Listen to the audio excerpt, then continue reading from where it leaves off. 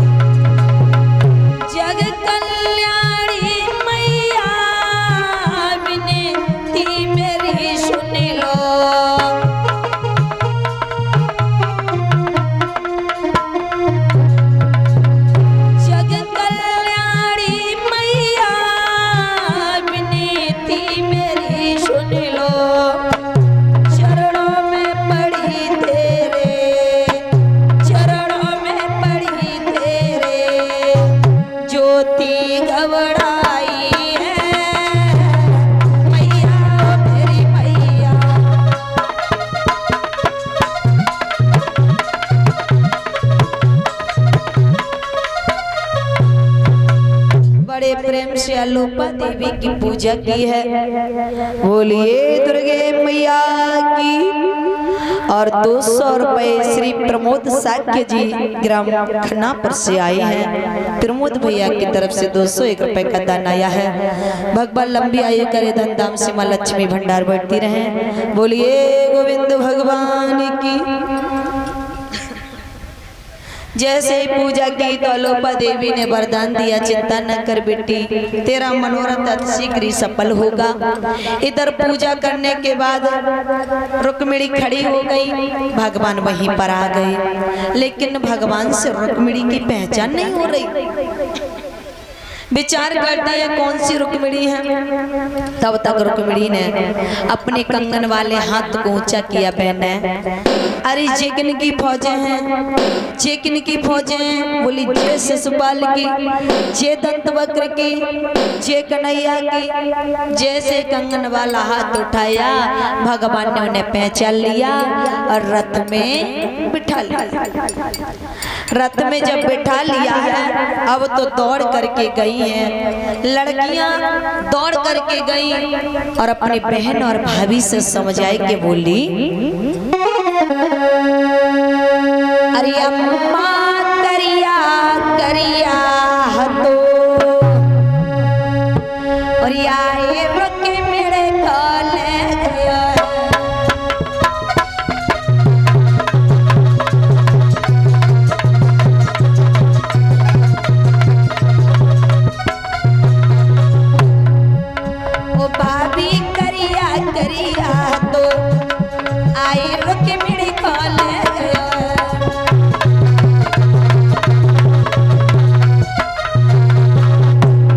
समझाई के बोली, रथ में बैठ के रुक्मिणी चल ही गई।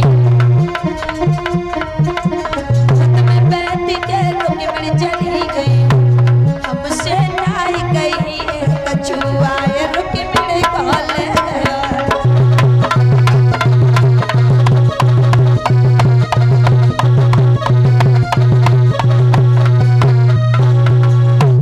आज जैसे ये बात गई है और 200 रुपए श्री श्याम सिंह साक्य जी के नाती अंश साक्य जी, 201 रुपए श्री श्याम सिंह के नाती अंश साक्य जी की तरफ से दान आया है। जोरदार तालियां अंश भैया के लिए। भगवान लंबी आयु करे, धन धाम से मां लक्ष्मी भंडार बढ़ती रहे। बोलिए गोविंद भगवान की। जैसे ये लड़कियां कहने लगी तो समझ गए भीष्म कहने लगे, लड़की चुप हो जा, ये बात रुकुम को कदाचित पता न चले। इधर भैया रुकुम ने जब देखा लड़कियां वापस आ गई, रुक्मिणी नहीं आई, जवाब दिया, ए लड़कियों रुक्मिणी कहाँ है? एक लड़की थर्रा कर बोली, भैया एक काला काला से व्यक्ति आया और रथ में बैठा कर दीदी को ले गया। एकदम से क्रोध में आकर आगे बढ़ा रुकुम शिषपाल से कहने लगा जीजा। शिषपाल रुकुम से बोला कहो जीजा। जवाब दिया बार बार छलवादी की याद दिलाता था, फिर भी वो रुक्मिणी को ले गया। अब तो भैया जीजा जीजा पड़ी है। बोले किधर गया जीजा? जवाब दिया इधर ही गया है जीजा, दौड़ के पकड़ो। सभी दौड़ने लगे, भागने लगे। भागे हैं तो एकदम से रुकम आगे बढ़ा और कहने लगा रे छलिया, चोर बदकर कुछ मर्यादा रखता है तो रथ को खड़ा कर ले। पहले तो चुरा चुरा कर माखन खाता रहा, लड़कियों को साथ में नाच नचाता रहा। अब तूने माखन चुराने का धंधा बंद कर दिया और लड़कियों को चुराने का धंधा शुरू कर दिया। खड़ा हो जा, मर्यादा रखता है तो पहले मुझसे युद्ध कर, उसके बाद रुक्मिणी को ले जाना। और समझाई के बोला ठाड़ो रहिए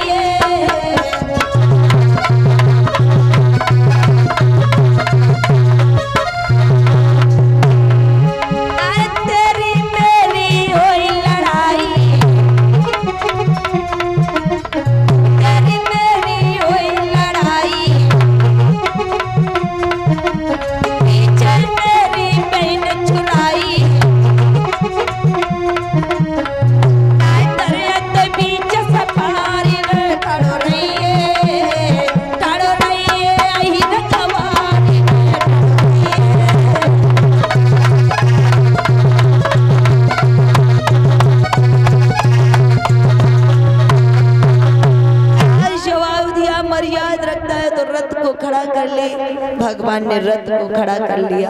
रुक्मिणी कहती है स्वामी प्राणीनाथ, अरे रथ आगे ले चलो ना, बहुत सारी फौजें हैं। जवाब दिया हे रुक्मिणी चुपचाप बैठी रहो। रुक्मिणी को बैठा दिया। इधर बलदेव भैया भी पहुंच गए हैं, बहुत सारी सेना को लेकर